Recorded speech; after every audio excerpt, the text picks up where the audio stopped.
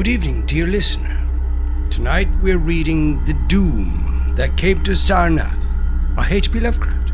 Timeless Terrors number 133. You know the way Lovecraft writes. He has this knack for making you feel small. Not just you small, but human beings in general. Like we're just passing through while history keeps going at a scale we can barely comprehend. Thank you for joining me here tonight. I've chosen to read this one here, hiding in plain view, as it were. Sometimes we don't have to go out into the middle of a secluded forest to hide, but they're not far behind, always at my dusty heels. Now gather round and listen. The Doom That Came to Sarnath, written by H.P. Lovecraft, performed for you by Jonathan Dunne. Original year of publication 1920. This work is in the public domain. Production and narration copyright 2026. Jonathan Dunne.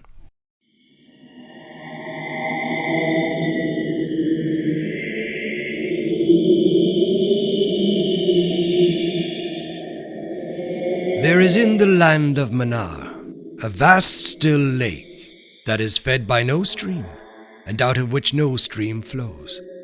10,000 years ago there stood by its shore the mighty city of Sarnath. But Sarnath stands there no more. It is told that in the immemorial years when the world was young, before ever the men of Sarnath came to the land of Manar, another city stood beside the lake, the great stone city of Ib, which was old as the lake itself, and peopled with beings not pleasing to behold. Very odd and ugly were these beings, as indeed are most beings of a world yet inchoate and rudely fashioned. It is written on the brick cylinders of Cadatheron that the beings of Ib were in hue as green as the lake, and the mists that rise above it. And they had bulging eyes, pouting, flabby lips, and curious ears, and were without voice. It is also written that they descended one night from the moon in a mist, they and the vast still lake and grey stone city Ib. However this may be, it is certain that they worshipped a sea-green stone idol chiseled in the likeness of Bokrug, the great water lizard, before which they danced horribly when the moon was gibbous. And it is written in the papyrus of Ilarnek that they one day discovered fire, and therefore kindled flames on many ceremonial occasions. But not much is written of these beings, because they lived in very ancient times, and man is young, and knows little of the very ancient living things. After many aeons, men came to the land of Manar, dark shepherd folk with their fleecy flocks, who built Thra, Ilarnek, and Cadatheron on the winding river Ai, and certain tribes, more hardy than the rest, pushed on to the border of the lake and built Sarnath at a spot where precious metals were found in the earth. Not far from the grey city of Ib did the wandering tribes lay the first stones of Sarnath, and at the beings of Ib they marvelled greatly. But with their marvelling was mixed hate, for they thought it not meet that beings of such aspect should walk about the world of men at dusk. Nor did they like the strange sculptures upon the grey monoliths of Ib, for those sculptures were terrible with great antiquity. Why the beings and the sculptures lingered so late in the world, even until the coming of men, none can tell, unless it was because the land of Manar is very still, and remote from most other lands both of waking and of dream. As the men of Sarnath beheld more of the beings of Ib, their hate grew, and it was not less because they found the beings weak and soft as jelly to the touch, of stones and spears and arrows. So one day the young warriors, the slingers and the spearmen and the bowmen, marched against Ib and slew all the inhabitants thereof, pushing the queer bodies into the lake with long spears, because they did not wish to touch them, and because they did not like the grey sculptured monoliths of Ib. They cast these also into the lake, wondering from the greatness of the labour however the stones were brought from afar, as they must have been, since there is naught like them in all the land of Manar, or in the lands adjacent. Thus of the very ancient city of Ib was nothing spared save the save green stone idol, chiseled in the likeness of Bok-Rug, the water lizard. This the young warriors took back with them to Sarnath as a symbol of conquest over the old gods and beings of Ib, and a sign of leadership in Manar. But the night after it was set up, in the temple, a terrible thing must have happened. For weird lights were seen over the lake, and in the morning the people found the idol gone, and the high priest Taran-ish lying dead, as from some fear unspeakable. And before he died, Taran-ish had scrawled upon the altar of crystallite with coarse shaky strokes the sign of doom. After Taran-ish there were many high priests in Sarnath, but never was the sea green stone idol found, and many centuries came and went, and wherein Sarnath prospered exceedingly, so that only priests and old women remembered what Taran-ish had scrawled upon the altar of chrysolite. Betwixt Sarnath and the city of Ilarnek arose a caravan route, and the precious metals from the earth were exchanged for other metals, and rare cloths, and jewels, and books, and tools, for artificers, and all things of luxury that are known to the people who dwell along the winding river Ai and beyond. So Sarnath waxed mighty, and learned and beautiful, and sent forth conquering armies to subdue the neighboring cities. And in time there sate upon a throne in Sarnath the kings of all the land of Manar, and of many lands adjacent. The wonder of the world and the pride of all mankind was Sarnath the magnificent. Of polished desert quarried marble were its walls, in height 300 cubits, and in breadth 75, so that chariots might pass each other as men drave them along the top. For full 500 stadia did they run, being open only on the side toward the lake, where a green stone sea wall kept back the waves that rose oddly once a year at the festival of the destroying of Ib. In Sarnath were 50 streets from the lake to the gates of the caravans, and 50 more intersecting them. With onyx were they paved, save those whereon the horses and camels and elephants trod, which were paved with granite. And the gates of Sarnath were as many as the landward ends of the streets, each of bronze and flanked by the figures of lions and elephants, carven from some stone no longer known among men. The houses of Sarnath were of glazed brick and chalcedony, each having its walled garden and crystal lakelet. With strange art were they builded, for no other city had houses like them, and travellers from Thra and Ilarnek and Cadatheron marvelled at the shining domes wherewith they were surmounted. But more marvellous still were the palaces and the temples, and the gardens made by Zokar, the olden king. There were many palaces, the least of which were mightier than any in Thra or Ilarnek or Cadatheron. So high were they that one within might sometimes fancy himself beneath only the sky. Yet when lighted with torches dipped in the oil of Dothur, their walls showed vast paintings of kings and armies, of a splendour at once inspiring and stupefying to the beholder. Many were the pillars of the palaces, all of tinted marble, and carven into designs of surpassing beauty.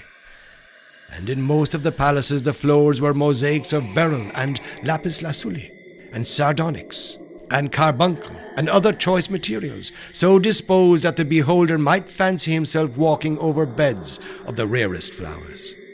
And there were likewise fountains, which cast scented waters about in pleasing jets arranged with cunning art. Outshining all others was the palace of the kings of Manar and of the lands adjacent. On a pair of golden crouching lions rested the throne, many steps above the gleaming floor, and it was wrought of one piece of ivory, though no man lives who knows whence so vast a piece could have come. In that palace there were also many galleries, and many amphitheatres where lions and men and elephants battled at the pleasure of the kings.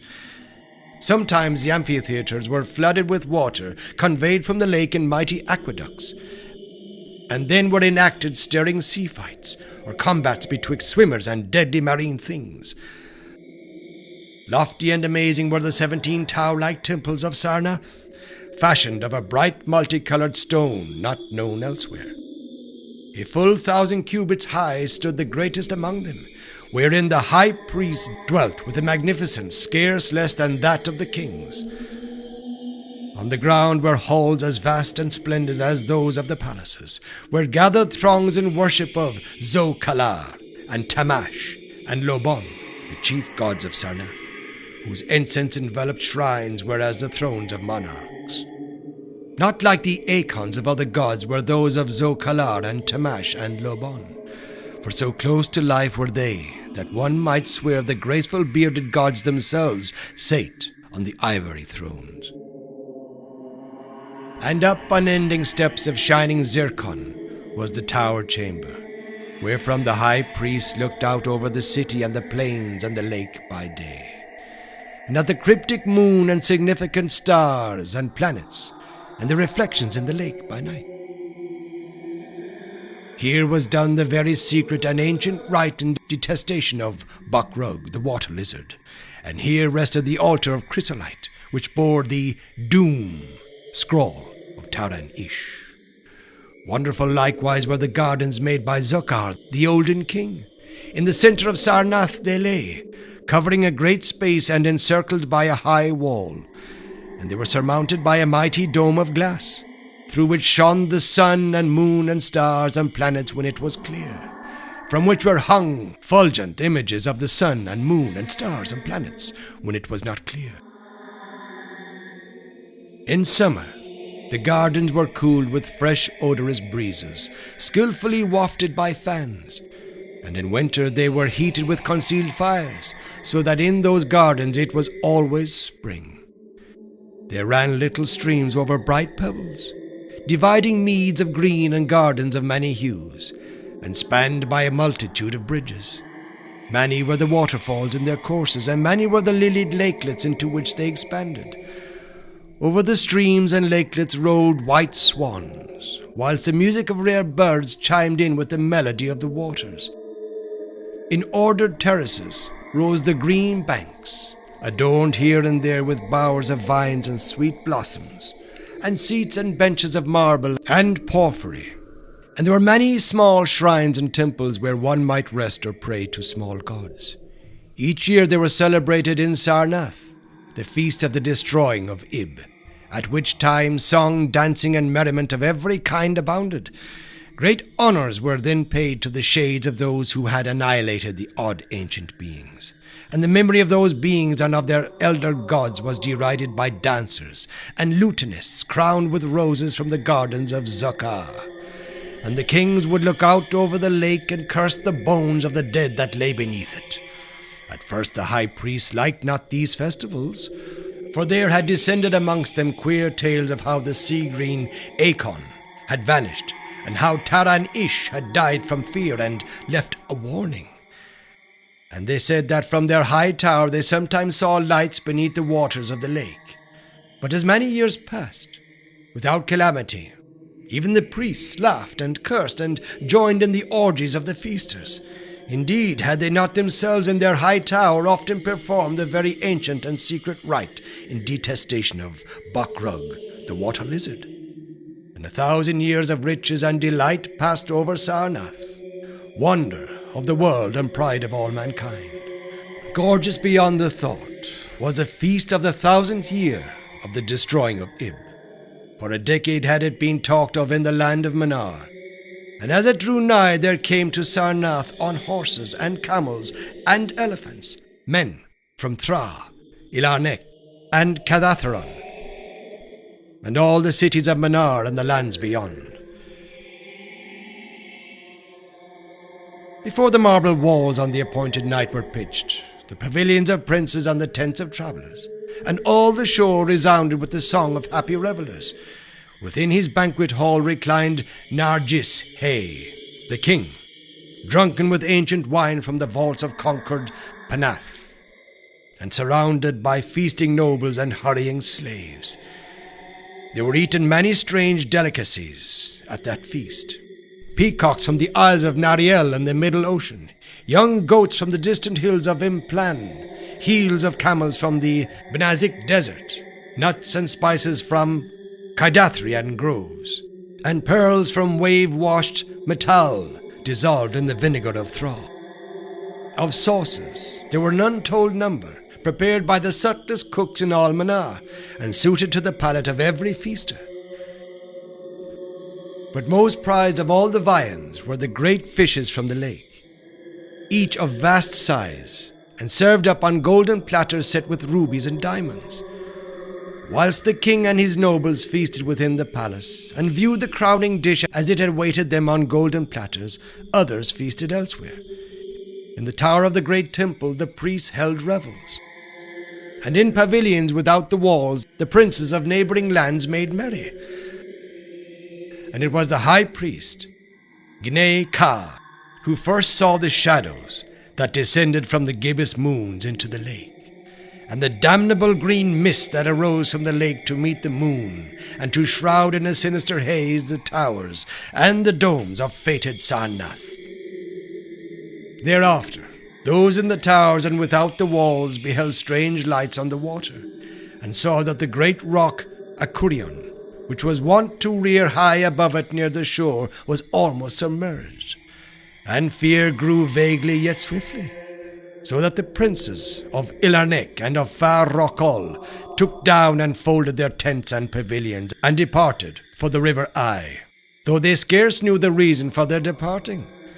Then, close to the hour of midnight, all the bronze gates of Sarnath burst open and emptied forth a frenzied throng that blackened the plain, so that all the visiting princes and travellers fled away in fright.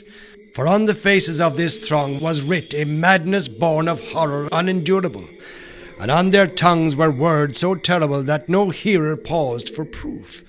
Men whose eyes were wild with fear shrieked aloud of the sight within the king's banquet hall, where through the windows were seen no longer the forms of Nargis Hay and his nobles and slaves, but a horde of indescribable green, voiceless things with bulging eyes, pouting flabby lips and curious ears, things which danced horribly, bearing in their paws golden platters set with rubies and diamonds containing uncouth flames. And the princes and travellers, as they fled from the doomed city of Sarnath on horses and camels and elephants, looked again upon the mist-begetting lake, and saw the grey rock Acurion was quite submerged. Through all the land of Manar and the lands adjacent spread the tales of those who had fled from Sarnath, and caravans sought that accursed city and its precious metals no more. It was long ere any traveller went thither, and even then only the brave and adventurous young men of distant Falona dared make the journey. Adventurous young men of yellow hair and blue eyes, who are no kin to the men of Manar. These men, indeed, went to the lake to view Sarnath. But though they found the vast still lake itself, and the grey rock Acurion, which rears high above it near the shore, they beheld not the wonder of the world and pride of all mankind. Where once had risen walls of 300 cubits and towers yet higher, now stretched only the marshy shore, and where once had dwelt 50 millions of men, now crawled only the detestable green water lizard. Not even the mines of precious metal remained, for doom had come to Sarnath. But half buried in the rushes was spied a curious green idol of stone, an exceedingly ancient idol coated with seaweed and chiseled in the likeness of Bok Rug, the great water lizard. That idol, enshrined in the high temple at Ilarnek, was subsequently worshipped beneath the gibbous moon throughout the land of Manar.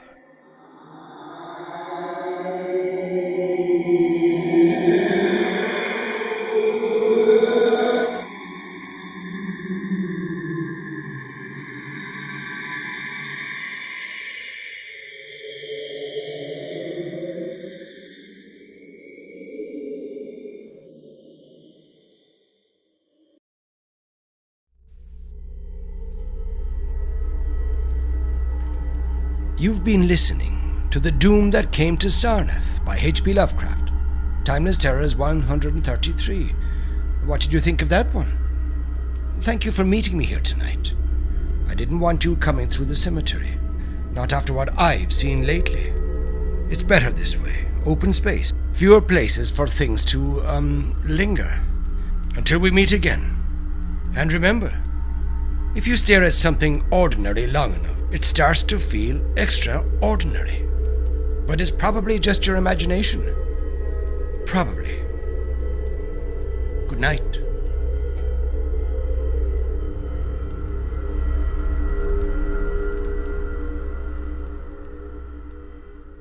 This has been The Doom That Came to Sarnath, written by H.P. Lovecraft. Performed for you by Jonathan Dunne. Original year of publication 1922. This work is in the public domain. Production and narration copyright 2026. Jonathan Dunne.